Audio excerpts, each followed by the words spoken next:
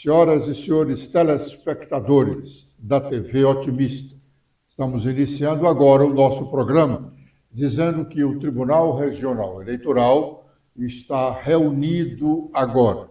Já julgou alguns processos e o último processo foi relacionado às eleições municipais do município de Alto Santo, aqui no interior cearense. Convém lembrar que as últimas eleições municipais ocorreram em outubro de 2020. Já se passaram 3 anos, porque a eleição foi no primeiro domingo de outubro de 2020. E nós já estamos aqui, já passamos do primeiro domingo de outubro de 2023. Só agora, 3 anos depois, o Tribunal Regional Eleitoral decide uma ação sobre a legalidade das eleições municipais de Alto Santo. E decidiu agora, com apenas um voto divergente, o do juiz federal que integra aquela corte, com um voto divergente. Decidiu o tribunal que em Alto Santo vai ter que acontecer uma eleição suplementar, uma eleição municipal para eleger prefeito e vereadores, agora antes das eleições municipais normais, previstas ou definidas para o primeiro domingo de outubro de 2024. Atenção! No primeiro domingo de outubro de 2024, vão ser eleitos todos os 184 prefeitos do estado do Ceará, como de resto, todos os prefeitos do Brasil serão eleitos no primeiro domingo de outubro de 2024. Até lá, eles terão cumprido 4 anos de mandatos, porque foram eleitos no primeiro domingo de outubro de 2020. Pois bem, de 2020 até aqui, o tribunal examinou um processo de recurso contra a legalidade das eleições municipais em Alto Santo. E hoje, 10 de outubro de 2023, decidiu que houve realmente ilegalidade na eleição municipal de Alto Santo e, por isso, terá que haver uma nova eleição para regularizar a situação. Olha lá, se foi ilegal, como é que esse prefeito e os vereadores passaram lá 3 anos? O tribunal disse que vai fazer a eleição dentro de 40 dias. Acho difícil de fazer, porque haverá recurso e esse processo, como aquele outro lá de Iguatu, que também a Justiça Eleitoral anulou as eleições municipais de Iguatu de 2020 e, em grau de recurso, o Tribunal Superior Eleitoral está julgando agora. Começou a julgar o recurso para a realização ou não de uma nova eleição municipal em Iguatu.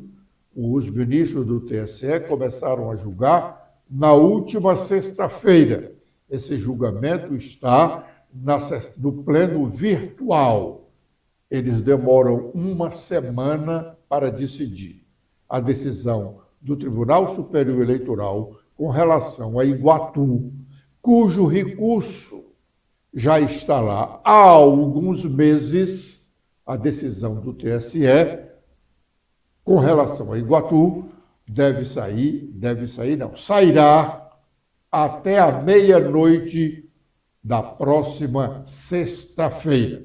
Bom, havendo recurso, então, contra essa decisão do Tribunal Regional Eleitoral, no caso de Alto Santo, não erra quem afirmar que dificilmente nós vamos ter eleição suplementar.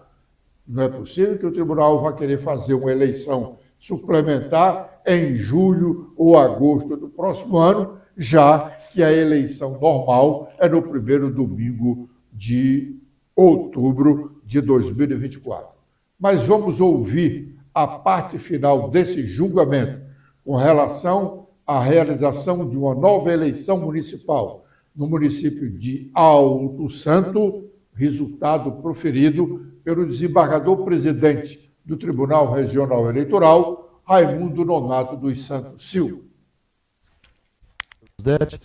Eu também voto porque o julgamento aqui é quórum completo e eu também acompanho na íntegra o voto do relator e lançando aqui parabéns pelo bem lançado voto e bem fundamentado. Eu passo então a leitura do resultado. Nesse caso, a Corte, por maioria, vencido o juiz federal, doutor Gleidson, por maioria, deferiu o pedido a fim de aplicar a incidência do artigo 224, caput, do Código Eleitoral, ante a constatação de que a nulidade atingiu mais de 50% dos votos, devendo este tribunal marcar a data para a eleição suplementar no município de Alto Santo, dentro do prazo de 20 a 40 dias, por meio de resolução específica. Por fim, determino que a Secretaria de Eleições, bem como a Secretaria de Informática, reúnam-se com a assessoria para tratar dos termos da resolução. Este, portanto, é o resultado. Eu agradeço ao desembargador Emanuel pela presença. O resultado desse julgamento do processo do município de Alto Santos, em que o Tribunal Regional Eleitoral decidiu que lá haverá uma nova eleição, uma eleição suplementar, porque a Justiça Eleitoral constatou ilegalidade na eleição municipal de 2020. O jornal O Globo, em sua edição impressa desta terça-feira, 10 de outubro, relata o entendimento entre as direções nacionais do PDT e do PSB sobre a formação de uma federação partidária. Este tema já foi tratado aqui no programa quando há alguns meses nós anunciamos esse entendimento entre Carlos Lupe e Carlos Siqueira, respectivamente, presidentes do PDT e do PSB, ambos nacional. Antes da formação da federação partidária, que está prevista para as eleições de 2026, os partidos acordam apoiar um ao outro na disputa municipal do próximo ano, para garantirem o comando de prefeituras em capitais nordestinas. O PSB quer manter com um filiado seu a prefeitura de Recife, em Pernambuco, e continuar fortalecido em São Paulo, onde Márcio França quer ter candidato a prefeito. Já o PDT quer continuar com Fortaleza e Aracaju, as duas prefeituras que ele tem hoje. O PSB em Fortaleza, comandado por Eudoro Santana, não tem diretório municipal, e sim uma comissão provisória que pode ser extinta ou destituída ou trocada a qualquer momento. Stephanie. Olá, Edson. Olá, internautas do blog do Edson Silva. O Globo destaca que 2 partidos da base aliada do governo de Lula, o PSB e o PDT, selaram um acordo para que viabilizam juntos candidaturas a prefeituras pelo país nas eleições de 2024. Segundo o blog do jornalista Lauro Jardim, do Globo, o acerto foi feito em uma reunião na semana passada entre as duas siglas, que são comandadas por Carlos Siqueira, do PSB, e pelo ministro Carlos Lupe, atual ministro da Previdência Social, que ele é o presidente licenciado do PDT. A ideia, por hora, é uma união acordada para que se montem chapas de prefeitos e de vice de acordo com a força dos partidos em cada uma das regiões. Entre as capitais, o PSB comanda Recife, com João Campos, que deve se candidatar à reeleição. Já o PDT governa Aracaju, com Edivaldo Nogueira, que cumpre o seu 2º mandato, e Fortaleza, onde o partido vive uma guerra interna que coloca os irmãos Cid e Ciro Gomes outra vez em lados opostos.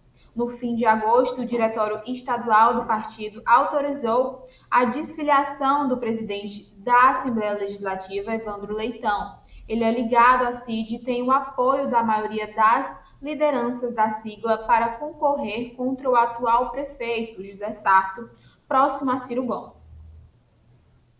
Momento de fazermos o nosso primeiro intervalo e já estaremos de volta com a sequência do nosso programa.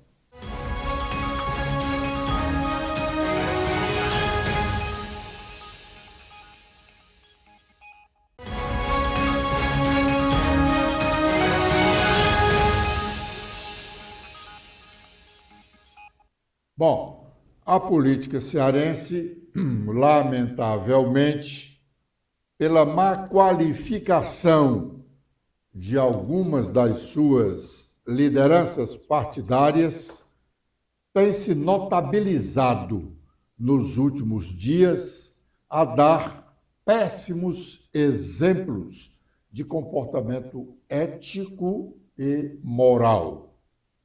Recentemente, falamos aqui da troca de agressões verbais entre 2 deputados estaduais do PDT que pretendem ser presidente da Assembleia Legislativa. Um deles, Osmar Baquite, já é integrante da atual mesa diretora da Assembleia. A pior mesa diretora que a Assembleia já teve nos últimos 20 anos. E o outro brigão do PDT, Romeu Aldigueri, é líder do governo Eumano de Freitas.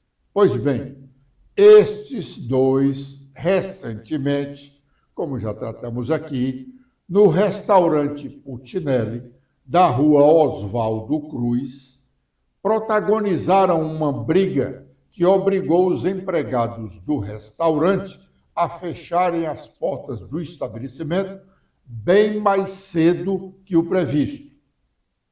De dedos em riste, um e outro se acusaram de ladrão, corrupto, detalhando parcialmente os crimes de ambos. Só não se acusaram de serem homossexuais, o que se deu na briga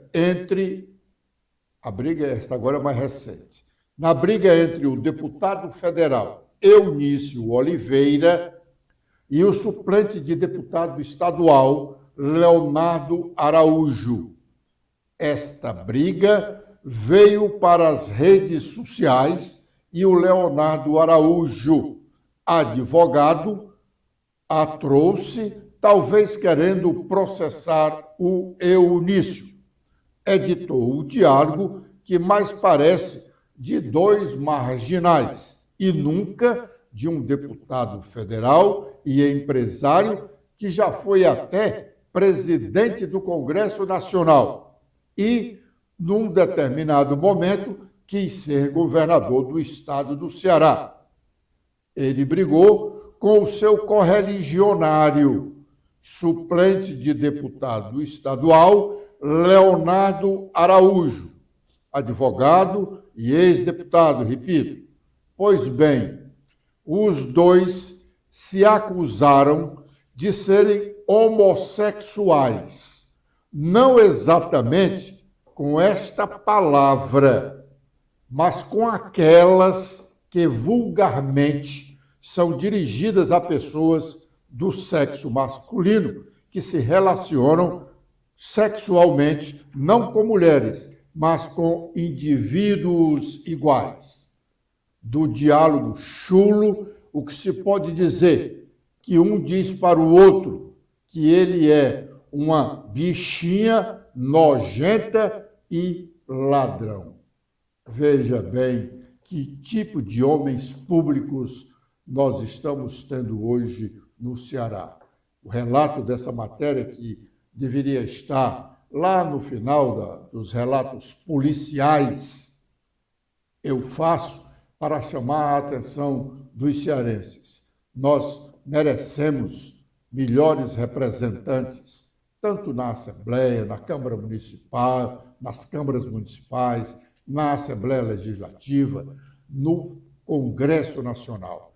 Esse tipo de gente não só enodoa a política, como traz prejuízo ao Estado e vergonha a todos nós cearenses.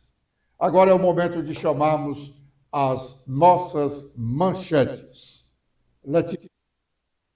Olá, Edson. Olá a todos que acompanham o nosso programa desta terça-feira. Com as atualizações feitas no nosso blog, temos que Alexandre Padilha anuncia início de seleção dos projetos de prefeituras para o novo PAC. O ministro disse que também levou aos prefeitos o anúncio da aprovação no Congresso do apoio do governo federal à decisão de fazer essa antecipação de compensação da queda do ICMS que aconteceu no governo anterior, mas que ficou acordado com os estados de que o atual faria a compensação. Sobre estadual, a deputada doutora Silvana disse que o Partido Liberal quer fortalecer a participação da mulher conservadora na política. No início deste ano, a deputada e outros 3 deputados eleitos pelo PL, dentre os quais a deputada Marta Gonçalves, tiveram seus mandatos cassados pelo TRE devido a denúncias de irregularidades nas eleições. A presidência da instituição, porém, suspendeu esse processo e remeteu a uma discussão local para o TSE. E doutora Silvana, que vem liderando ações de participação feminina na política e, excepcionalmente, mulheres conservadoras para adentrarem no Partido Liberal por todo o estado do Ceará. O PT de Fortaleza tem até o fim de novembro para definir quadros ou se preparar para as prévias em abril. Outro ponto que deve ser levado em consideração na preparação do PT aqui de Fortaleza para a disputa diz respeito à resolução baixada pela Executiva Nacional, com orientação para as municipais se organizarem para esses processos das chamadas táticas eleitorais. Segundo o que ficou definido, os diretórios municipais terão até o dia 30 de novembro para apresentar candidaturas já definidas ou apoio a candidatos de outros partidos, o que deve ser referendado e encaminhado para homologação do Nacional do Partido dos Trabalhadores, que aqui o quadro municipal está dentre os nomes disputados Luiziane Lins, Guilherme Sampaio e a deputada Larissa Gaspar. Agora, com os destaques nacionais, iniciando pelo Estadão, temos em principal manchete sobre a guerra em Israel, que o governo brasileiro confirma a morte do rapaz Hanine Glazer, de 24 anos, em ataque terrorista do Hamas em Israel. Ele estava em uma festa, em uma rave, que foi atacada no final de semana. Há pelo menos 2 brasileiras, 2 mulheres desaparecidas no país. Com os destaques do Globo, temos Bolsonaro no TSE. As AGs, o julgamento, as ações no TSE começam hoje. A inelegibilidade do ex-presidente pode aumentar com a nova condenação? É o questionamento da manchete do Globo. E agora, com as últimas da Folha de São Paulo, temos em destaque os potenciais candidatos prefeituras das capitais nas eleições de 2024 e que representantes serão eleitos em outubro do próximo ano para o mandato até 2028. E sobre a reforma tributária, quase metade das emendas de senadores aumenta a alíquota da reforma. Uma pesquisa mostra que só um parlamentar propõe cortar benefícios para reduzir o IVA. Bom, agora é o momento de fazermos o nosso segundo intervalo e já estaremos de volta com a parte final do nosso programa.